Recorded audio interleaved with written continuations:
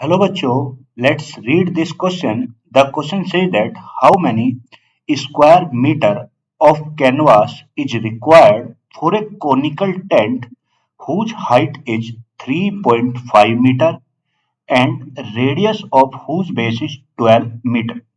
कह रहा है कि हमें कितना कैनवास रिक्वायर्ड होगा किसके लिए कोनिकल टेंट बनाने के लिए जिसकी जो हाइट है कोनिकल टेंट की वो कितने 3.5 मीटर है और जिसकी रेडियस ऑफ हुज बेसिस कितने 12 मीटर है। अब देखो सबसे पहले उसने हमें बोला है कि कोनिकल टेंट बनाना और जिसकी जो हाइट है गिवन में जो हमें गिवन है कोनिकल टेंट की वो हाइट गिवन है। हाइट कितनी है 3.5 मीटर या अगर मैं इसे लिखना चाहूँ 3.5 किसका आता है 7/2 मीटर ये तो उसने हाइट गिवन है। दूसरा उसने हमें रेडियस गिवन है रेडियस तो रेडियस कितनी है भाई रेडियस कितनी 12 मीटर उसने हमें ये गिवन है। अब देखो अगर मैं यहाँ पे बात करूं ये मेरा कोई एक कोनिकल टेंट है। अब देखो अगर मुझे इसका इसका हमें क्या निकालना कितना कैनवास रिक्वायर्ड होगा तो कैनवास की निकालने के लिए आपको क्या निकालना होगा इसकी सबसे पहले हमें इसकी स्लांट हाइट चाहिए होगी क्योंकि मान लो ये है तो इसकी रेडियस आर है ये इसकी हाइट है और ये क्या होती है इसकी स्लांट हाइट होती है। ये क्या है स्लांट हाइट ये।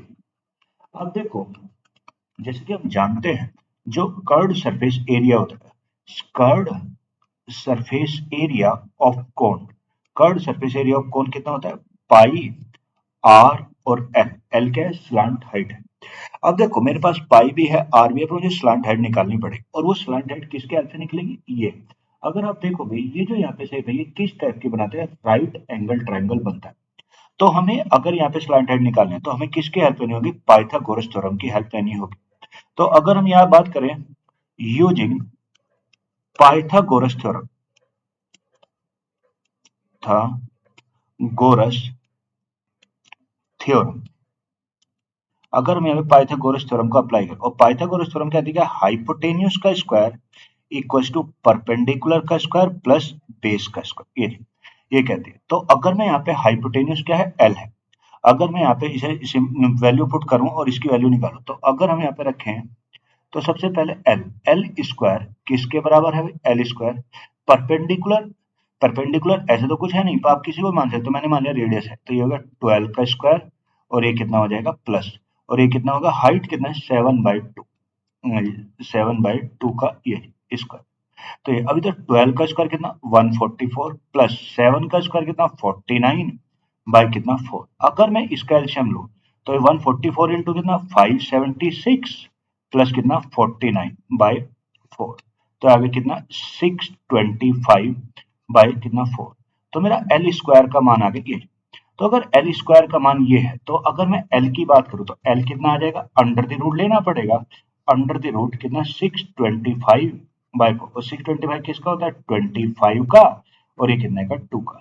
तो ये आ गया मेरा ये तो मैंने स्लांट हाइट भी निकाली कितनी 25/2 आ गया कितना स्लांट हाइट कितनी 25/2।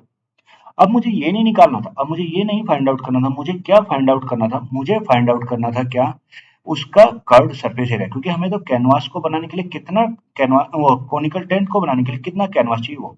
तो कर्व्ड सरफेस एरिया का फॉर्मूला क्या था हमें पता है कर्व्ड सरफेस एरिया का फॉर्मूला क्या था पाई आर एल ये बताया था। तो सी एस से तो सी एस से निकालेंगे अब देखो पाई का तो मान आपको पता है 22/7 आर कितना है आर आपको पता है 12 है और ये एल कितना है 25/2 निकल के आए।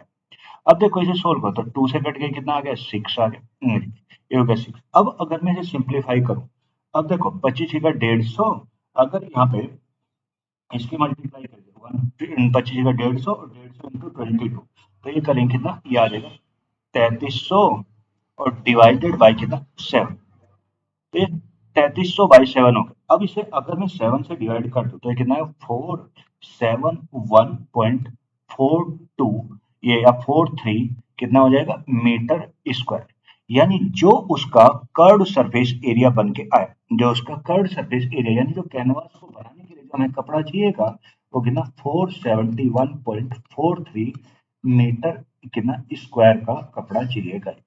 So the answer of this question is 471.43 meter square.